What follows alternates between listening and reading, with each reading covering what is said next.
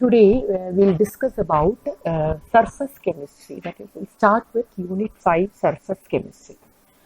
In this unit, we'll be studying some important features of surface chemistry such as adsorption, catalysis, and colloids. So in this chapter, let me begin with first adsorption. We'll begin with what is absorption. Before that, what is surface chemistry? Surface chemistry is the study of chemical phenomenon that occurs at the interface of the two phases. The interface may be between a gas and a solid or between a liquid and a solid. That is, surface chemistry deals with the phenomenon that occur at the surfaces of the interface. The interface of the surface is generally represented by separating the bulk phases by a hyphen or a slash. There is no interface between gases actually, because gases mix with each other, so there is no interface between gases. The interface is usually a few molecules thick on the surface. Now, in this part, we are going to learn about adsorption. ADSORPTION, adsorption. So before that, everybody knows what is absorption. So we'll differentiate between absorption and then we'll go to adsorption. Absorption, as written here, is a bulk phenomenon. That is, here the gas or the liquid particles get uniformly distributed throughout the body of the solid. That is, if there is an interface between a solid and a liquid or a solid and a gas, the gas or the solid particles is uniformly distributed throughout the body of the solid. A piece of sponge, for example, as you can see an activity here, a piece of sponge absorbs water. Absorbs water means the water is has been gone throughout the bulk of the sponge. Adsorption, that is what we are going to discuss in this chapter. It is a surface phenomenon. Here, the molecules of a substance are retained on the surface of a solid or a liquid so that the concentration is higher on the surface than in the bulk. That is, most of the particles gets accumulated on the surface. The particles do not go deep throughout the bulk. A chalk stick, you all might have noticed that a chalk stick dipped in blue ink adsorbs the colored particles on the surface, and when the stick is broken, you can find that the inner part remains colorless. So here what is being seen? The blue color dye is adsorbed, is adsorbed on the surface, and it does not go inside the bulk, but the water is actually absorbed. We can find the inner portion or the white portion is wet, but the dye gets accumulated only on the surface. Next, we are going to discuss about the mechanism of adsorption. Adsorption arises due to the fact that the surface particles of the solid or the liquid are not in the same environment as the particles inside the bulk. As you can see in the diagram, it is quite clear. Inside the solid or the liquid, the particles, all the forces acting between the particles are mutually balanced on the surface, but on the surface the particles are not surrounded by atoms or molecules of their kind on all the sides, and hence they possess unbalanced or residual attractive forces on the surface. So there are unbalanced or residual forces acting on the surface. In the bulk, as I told you earlier, in the bulk, the forces between the particles are mutually balanced or cancelled. On the surface, the residual attracting forces attract other particles on the surface because they have residual forces or unbalanced forces on the surface. The extent of adsorption increases with increase in surface area. That is, if any solid is present in a finely divided state, they have more large surface area. Like if charcoal, if you are taking a charcoal, a solid substance, silica gel is another solid substance which has a tendency to adsorb. alumina gel, clay, colloids. So all these, if it is in the finely divided state, means it has greater surface area, and which is an important question usually which comes for the board exam. Next, in this part of adsorption, we have to differentiate or know what is an adsorbent or an adsorbate. Adsorbent. The substance on which adsorption takes place is called an adsorbent. Adsorbent can be in the solid or the liquid state. And what is an adsorbate? The substance which is adsorbed on the surface is adsorbate. Adsorbate may be gas or solute form of a solution. So, adsorbent means on which the absorption is taking place. Adsorbate is the substance that is getting adsorbed, is called the adsorbate. An example of adsorbent, or you can differentiate between adsorbent and adsorbent from the picture that is being shown here. Here, adsorption of gas on charcoal is taking place. So, the gas is getting adsorbed on charcoal. So, here charcoal is the adsorbent and gas is the adsorbate. Another example of adsorption shown here is a charcoal is being put in a sugar solution. And so, what happens? The sugar is getting adsorbed on charcoal. So, here sugar is the adsorbate and the charcoal is the adsorbent. Hope it is clear to everyone. Next is desorption. So from the word meaning itself, it is clear what is desorption. That is, it is the removal of the adsorbate from the adsorbent. Here, there is a picture given here, a video given here. The particles are being removed from the solid adsorbent. So, the removal of a substance from the surface is desorption, or to be more clear, removal of the adsorbate from the adsorbent is called desorption. It is the reverse of adsorption. Adsorption is the accumulation of the molecular species at the surface rather than in the bulk of a solid or a liquid is called adsorption. So, it is the accumulation of the particles, while desorption is the removal of the particles.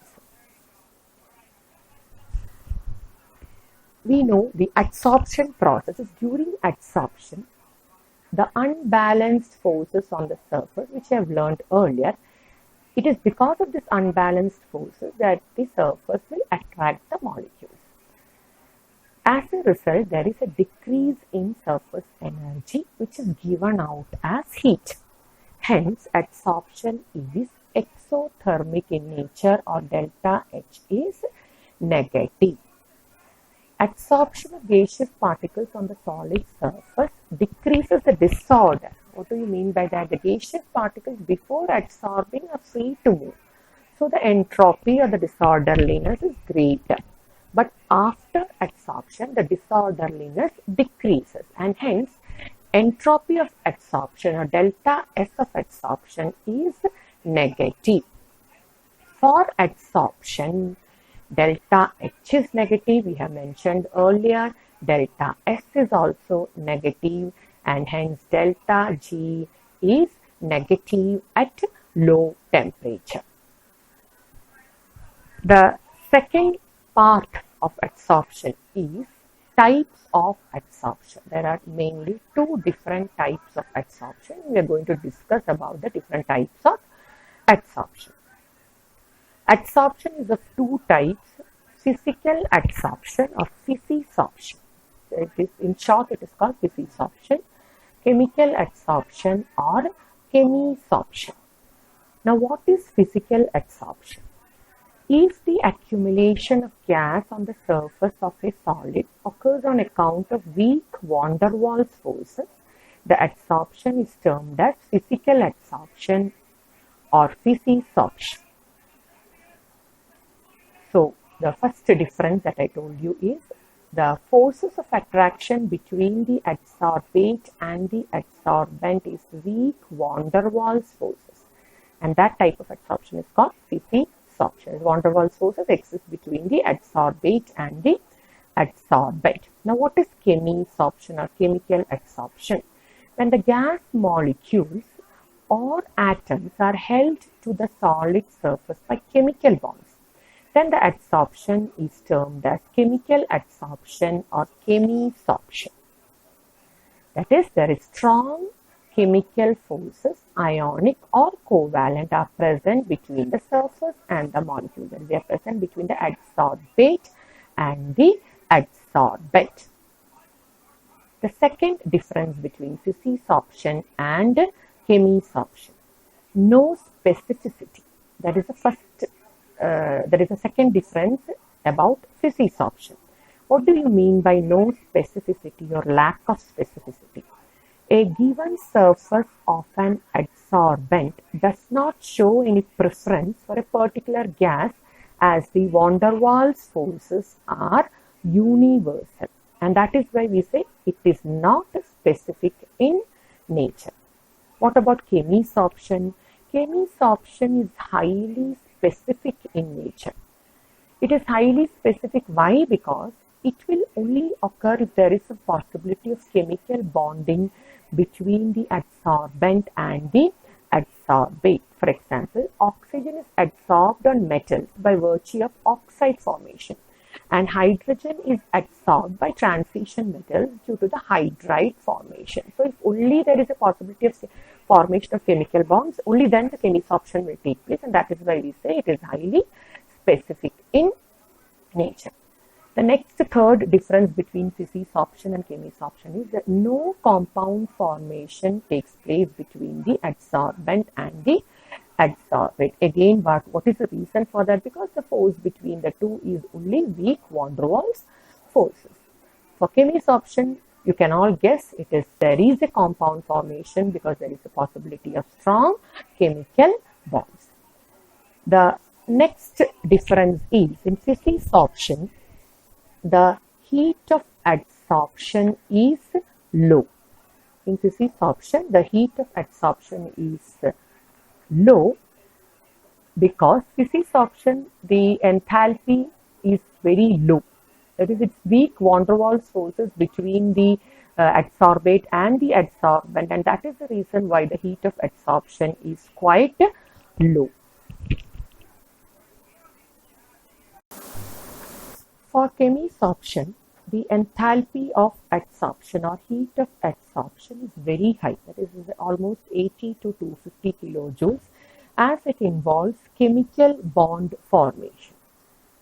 Heat of adsorption is very high. It is normally 40 to 400 or it is 80 to 250.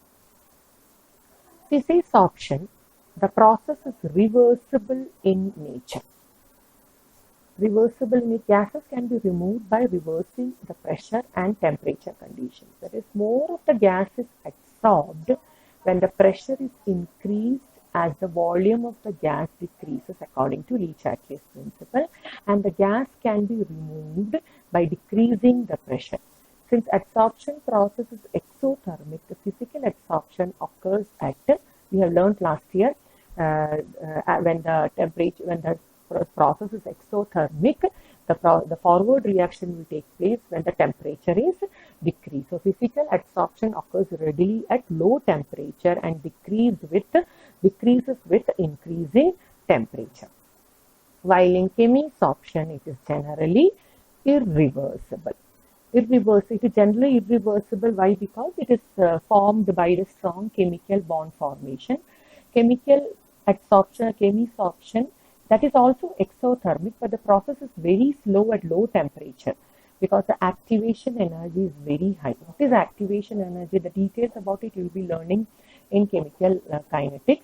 It is the energy other than the average energy of the reactant. That is, the reactant has to cross an energy barrier to form products, and that energy barrier is termed as actually high energy of activation. I'm not going to explain this in detail because we'll be learning it in the next chapters. So here it is generally irreversible. The next difference is multi-layer formation takes place during physisorption. Why? Because here also there is weak van der Waals forces between the adsorbate and the adsorbent, and hence it results in multimolecular layer.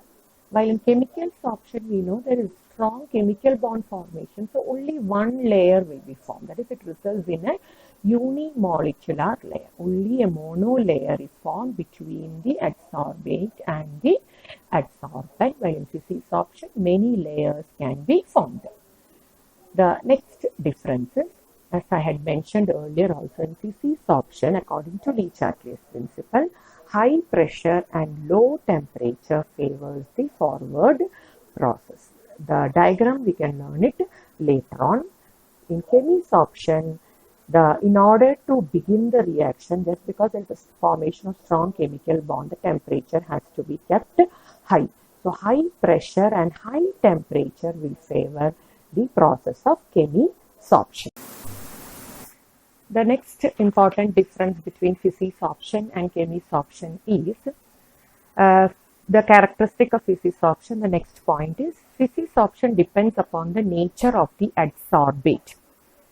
That is, the amount of gas adsorbed by a solid depends upon the nature of the gas.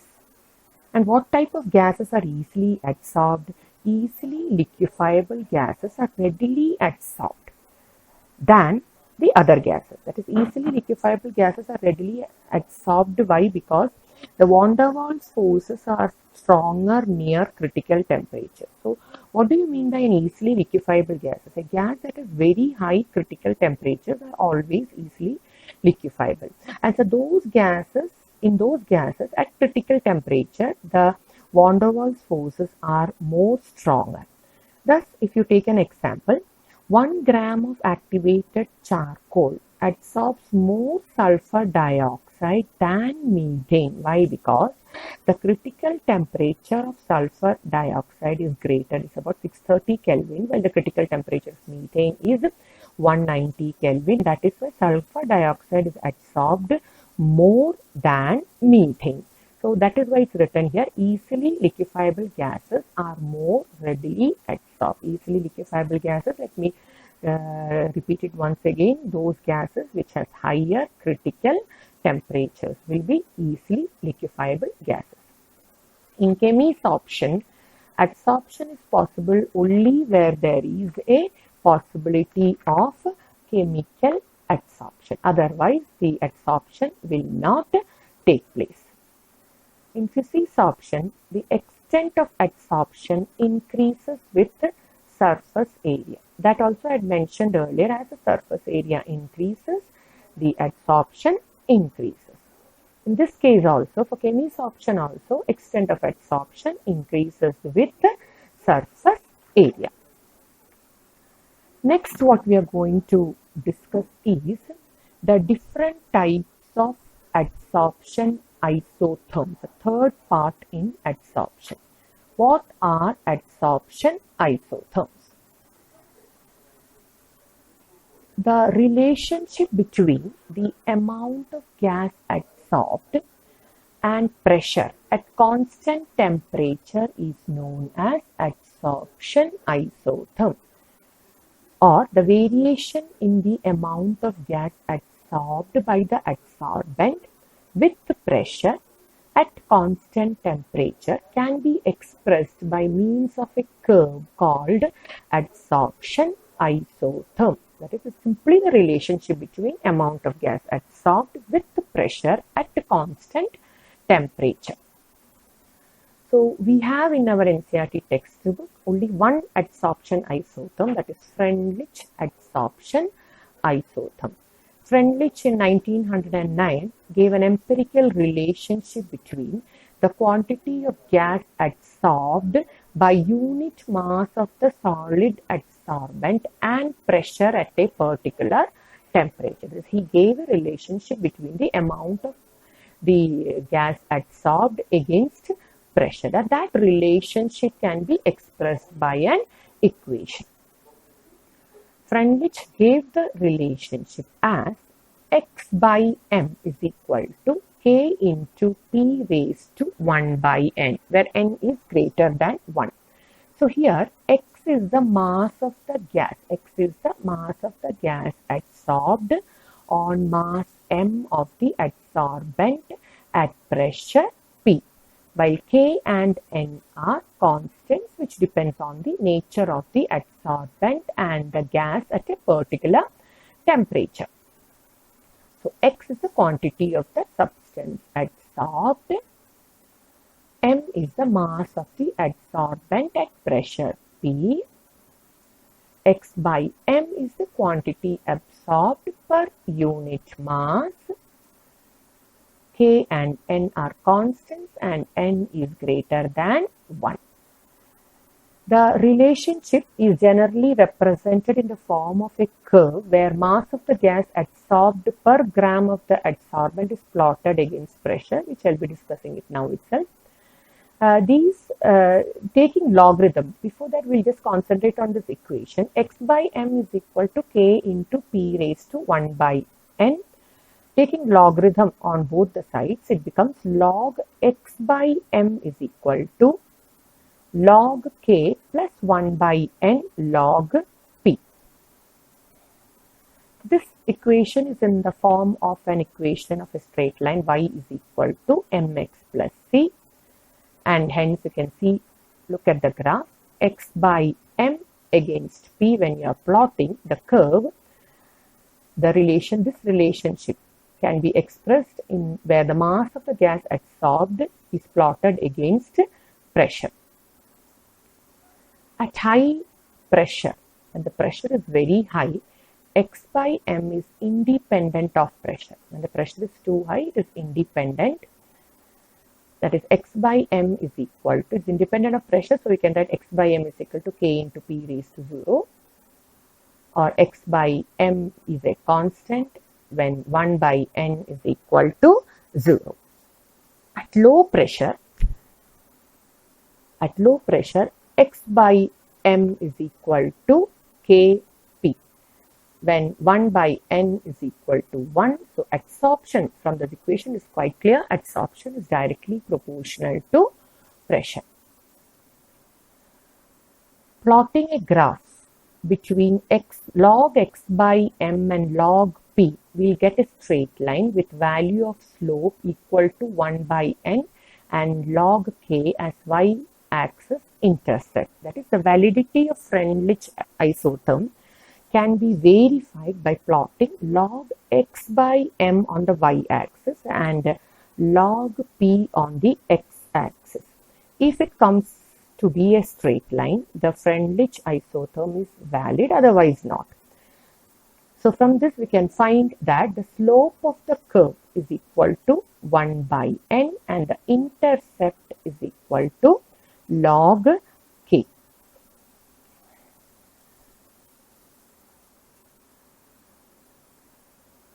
Failure of Freundlich adsorption isotherm. Freundlich adsorption isotherm fails to explain adsorption at high pressure. Next is adsorption from solution phase. Solids can adsorb solutes from solution also. For example, when a solution of acetic acid in water is shaken with charcoal, a part of the acetic acid is adsorbed by charcoal and the concentration of the acid decreases in the solution. Similarly, the litmus solution, when shaken with charcoal, becomes colorless. The precipitate of magnesium hydroxide attains blue color when the precipitate is when precipitated in presence of magnesium reagent. The color is due to the adsorption of magnesium. So what we are going to mention here is the adsorption from solutions.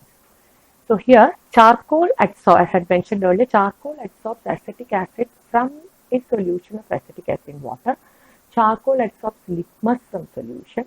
Litmus solution get decolorized when shaken with charcoal because the charcoal is absorbing the color from the solution. In adsorption from solution, X by M decreases with temperature.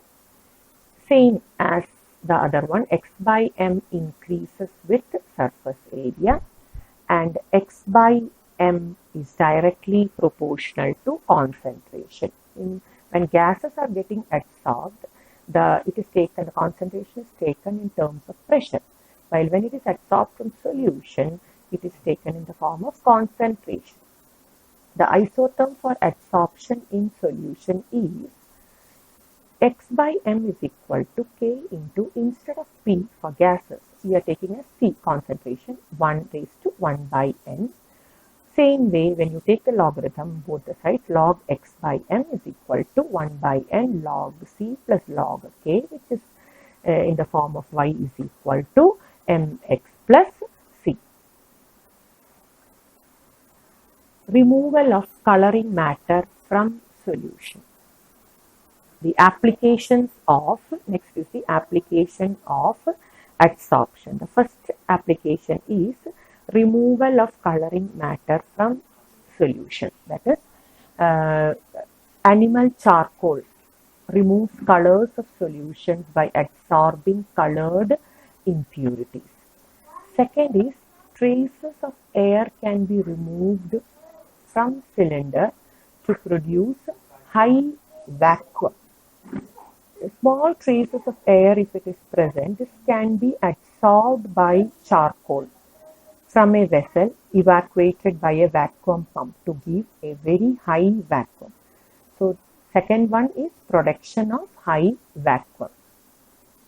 Third one, gas mask, that is a device which consists of activated charcoal or mixture of adsorbent, is usually used for breathing in coal mines to absorb poisonous gases. Gas masks containing carbon are used to absorb poisonous gases in coal mines. Next is silica and aluminium gels are used to remove moisture, that is the control of humidity. Silica and aluminium gels are used as adsorbents for removing moisture and for controlling humidity. Next, adsorption is a principle of chromatographic analysis. Chromatographic analysis based on the phenomenon of adsorption finds a number of applications in analytic and industrial fields. Next is adsorption indicators. Surface of certain precipitates such as silver halides have the property of absorbing some dyes like eosine, fluorosine, etc., and thereby producing a characteristic color at the end point in titration. So, adsorption indicators are used to note the end point in indicators. Next point is the application of froth flotation process, which you will be learning in metallurgy in this book itself in chemistry. Low-grade sulfide ore is concentrated by separating it from silica and other earthy matter by this method using pine oil and the frothing agent. In Unit 6, you will learn all this. What is froth flotation?